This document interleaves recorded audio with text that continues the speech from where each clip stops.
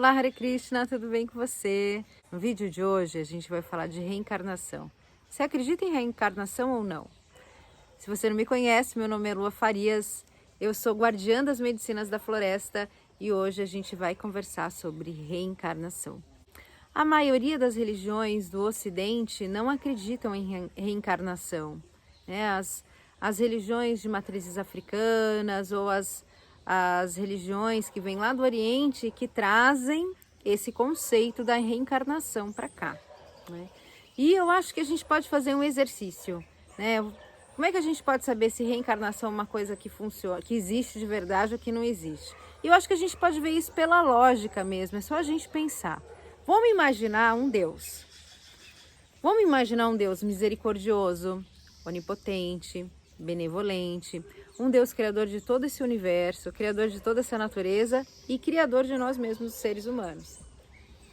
Imagina que esse cara estava lá e ele estava criando os seres humanos e ele resolveu criar você e colocou você numa família de yogis, uma família de pessoas que não comem carne, de pessoas que já são avançadas espiritualmente, de pessoas que não têm problema nenhum com recursos financeiros, porque nasceu numa família abundante, num bairro nobre, onde você tem todas as facilidades que a matéria pode dar para você, tá? Lá você não sofreu fome, você não sofreu nenhum tipo de perseguição na sua infância, você estudou nas melhores escolas, você teve uma mãe muito presente, um pai muito carinhoso, não sofreu nenhum tipo de abuso ou molestação, tá?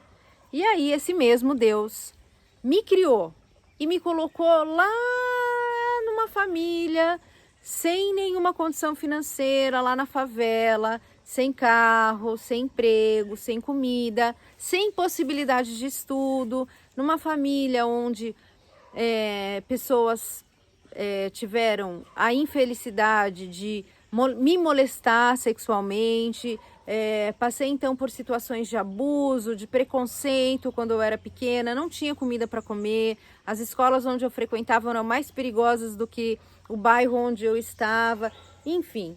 E aí você imagina, dentro dessa situação e dessa realidade, a gente está falando do mesmo Deus, tá bom? Um Deus que te colocou num lugar super legal e me colocou num lugar muito filha da puta. Porque esse Deus que é igualzinho para você e para mim, ele é bom, misericordioso, amável. Por que que ele escolhe que você é a sua alma, ela é melhor do que a minha alma, então ele vai te dar oportunidade para você fazer algumas coisas e não vai dar oportunidade para que eu faça as minhas. Não faz sentido. Porque Deus coloca crianças em lugares onde elas vão passar fome, onde elas vão passar necessidade, onde elas vão ser abusadas. Por que que Deus faz isso? É Deus que faz isso? É Deus que deixa essas coisas acontecerem?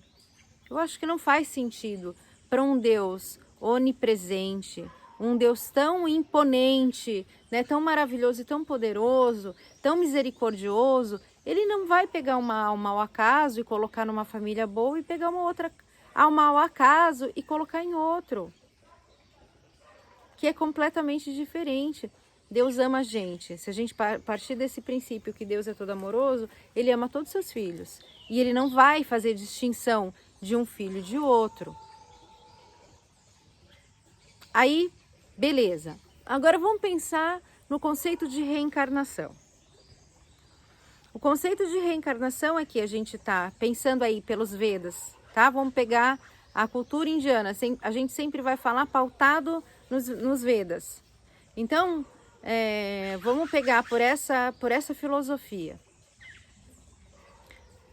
Todas as almas, elas vêm do Brahman impessoal. O Brahman impessoal é a grande refulgência de Deus. Sabe, nas aulas de yoga, que as pessoas falam, agora vamos se conectar com esse Brahman, né, com essa força, com essa energia de Deus, né, essa refulgência de Deus. Então a gente estava ali com Deus e de repente, de alguma maneira, ou a gente sentiu inveja dele, ou a gente teve vontade de passar por situações diferentes. Por exemplo, nos Vedas é dito que nós somos uma parte infinitesimal dessa grande potência de Deus. Se nós somos essa parte infinitesimal de Deus, a gente tem as mesmas vontades que Ele numa escala muito menor.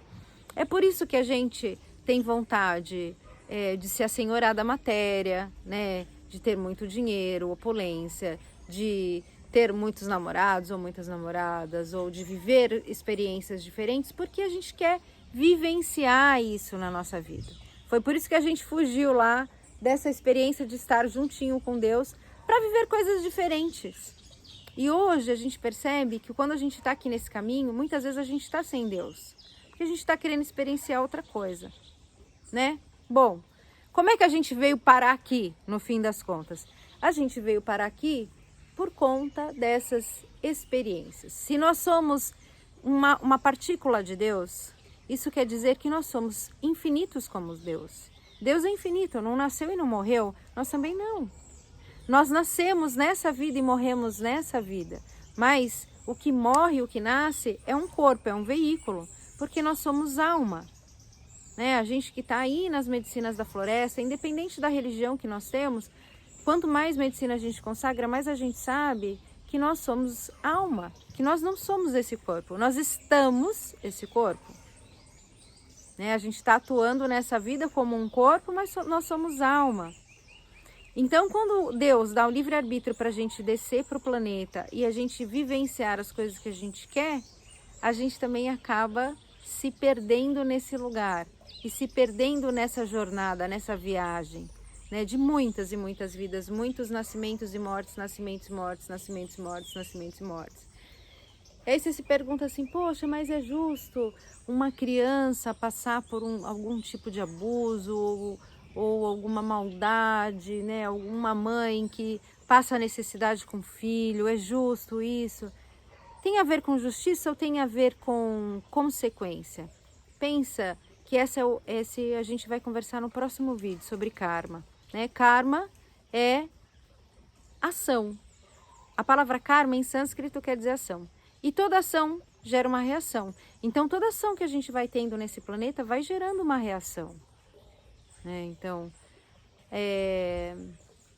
vamos supor, eu engravidei, vamos supor que eu tenha engravidado na minha adolescência, aos 13 anos de idade, e abortei essa criança, e depois eu engravidei de novo, aos 18, e aí eu abortei essa criança de novo, e depois eu cresço e por conta de todas as mazelas que aconteceram na minha vida, eu começo a passar por algumas situações onde eu vou ter que roubar, e vou roubar banco, ou casas de pessoas comuns, enfim. E aí acabo morrendo por uma bala de bandido, uma bala de policial. Quando eu voltar para a próxima vida, todas essas coisas que eu fiz nessa vida, eu vou ter que me resolver com ela. Porque toda ação vai gerar uma reação, né? Então, se eu fiz o mal em outra vida, e até mesmo nessa, hein, pessoal? Eu vejo muita coisa acontecendo já assim, muito rápido. Gente que está fazendo mal para as pessoas e que nessa vida mesmo está pagando, assim, ó, rápido. Muito rápido mesmo. Ontem a gente fez uma jornada de medicina aqui e eu tive um acesso muito interessante. Aqui no sítio São João, onde a gente consagra as medicinas, tem muitos cachorros abandonados também. No meio da força, um cachorro gritava aqui no meio dessa floresta, gritava desesperado. E eu pensando, bateram nesse cachorro, arrancaram um pedaço desse cachorro, não sei, porque ele não parava de gritar. E eu comecei a entrar no processo do cachorro. Minha mente foi lá pro cachorro. Em algum momento, a medicina falou assim para mim, Chandra, nada nesse planeta acontece sem a vontade de Deus.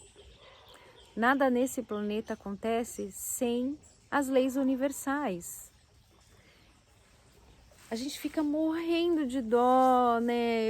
A gente não come carne aqui, a gente tem dó de todos os bichinhos, né? Não é porque eu tenho um cachorro e um gato que eu não vou ter amor ou eu não vou ter consideração por uma vaca, por uma galinha, por um peixe. É tudo bicho, é tudo, né, tudo serzinho de Deus. E aí eu entrei nesse processo assim e a medicina falou assim para mim: você sabe que tudo nessa vida acontece por ação e reação. Então, a gente não sabe se na vida passada ele não foi uma pessoa, esse cachorro não foi uma pessoa que maltratava cachorros, uma pessoa que colocava um monte de filhote dentro do saco, amarrava e jogava no rio. A gente não sabe se ele tinha uma cadelinha dentro de casa e ele chicoteava essa cadelinha e colocava ela amarrada durante o dia inteiro enquanto ele ia trabalhar. A gente não sabe. Porque às vezes a gente olha assim e a gente só pensa, ai meu Deus, como é que isso pode ter acontecido? Por que isso está acontecendo? Tem que fazer alguma coisa. Mas escuta, e quais são os processos kármicos desse serzinho que você está querendo salvar? Né? É muito complicado, esse é um assunto muito delicado, eu acho, porque a gente pode ir por vários vieses. Eu acho que o processo de reencarnação, ele consegue mostrar pra gente a justiça de Deus. Porque tudo que vai acontecendo com a gente é por conta das nossas próprias vontades e das coisas que a gente fez antes da gente chegar até aqui agora. Todas as consequências do que já foram feitas na nossa vida, nessa vida e em outras vidas. Quantas coisas já aconteceram, quantas coisas eu fiz. Poxa, mas nessa vida eu não mereço isso que está acontecendo comigo, eu não mereço. Eu vejo tantas mulheres fortes assim, passando por tantos problemas. Eu mesma já passei por tantas situações onde eu não consegui entender que tudo aquilo que estava acontecendo comigo era consequência de alguma ação que eu tive, ou nessa vida ou em outra vida. Porque Deus não vai trazer essas coisas pra gente. Deus não vai fazer com que a gente sofra. Deus, ele deu o livre-arbítrio pra gente fazer o que a gente quiser, inclusive sofrer. A gente estava lá no bem bom com ele, mas a gente optou por descer, a gente optou por vir para o planeta, a gente optou por estar aqui. Então, o que a gente tem que fazer aqui é conseguir compreender e voltar às nossas origens. Entender que nós não somos esse corpo, entender que a gente não está aqui tô a passeio. Não, você não está a passeio não, você está aqui e essa é a sua grande oportunidade de crescer espiritualmente, de evoluir, de transcender. Essa é a sua grande oportunidade de realmente fazer alguma coisa séria da sua vida. Não de você ficar aí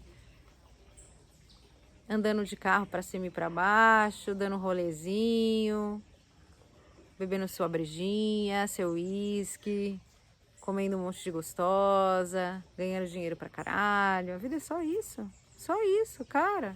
Enche o saco isso. Vai ter uma hora que nem você vai estar aguentando esse rolê. A vida é muito mais que isso, é muito mais profunda. E a gente está imersa nessa grande matrix, nessa sociedade que obriga com que a gente imagine um monte de coisa. Imagina até que a gente tem um Deus que coloca a gente nesse tipo de situação. Deus não coloca a gente em situação nenhuma, nós mesmos é que nos colocamos nessas situações. Nós mesmos é que nos colocamos em situações onde em algum momento a gente vai ter que pagar por elas. E muitas vezes a gente age como se Deus fosse um supermercado. Ai meu Deus, por favor, me dá dinheiro para eu conseguir comprar aquilo ou pagar aquilo. Ai meu Deus, por favor, me arruma um emprego. Ai, por favor, meu Deus. Escuta, realmente você acha que você que tem que ser servido? Hello!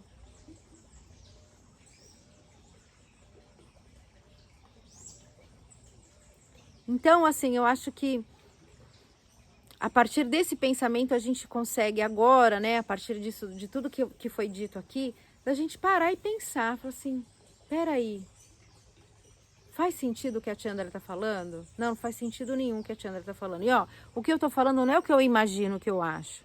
O que eu tô falando para você é todo aquele conhecimento que eu tive a oportunidade de conhecer nos livros sagrados da Índia, né? Com o caminho do yoga, principalmente agora com Bhakti Yoga. Esse conhecimento ancestral, ele é um conhecimento maravilhoso e que pode fazer com que a gente consiga entender realmente o propósito das nossas vidas. E eu sinto que a reencarnação, ela é uma grande explicação desse grande Deus misericordioso que não coloca pra gente aqui bandidos para assaltar a gente para passar dor, a gente para passar nervoso. Não, tudo isso é a gente com a nossa mente, com a nossa ação, com o nosso karma. Porque esse Deus maravilhoso deu pra gente o livre-arbítrio, pra gente fazer o que a gente quisesse. Essa liberdade de sermos o que a gente quiser, né? Então a gente tem que assumir isso e entender também que a gente tem a faca e o queijo na mão. Para não ter mais ações pecaminosas, para a gente conseguir trabalhar isso no nosso dia a dia, na nossa vida. Então é isso, no próximo vídeo a gente vai conversar sobre karma. O que é karma? De onde ele vem? Como é que eu posso resolver isso? Então é isso, a gente se vê no próximo vídeo. Hare Krishna!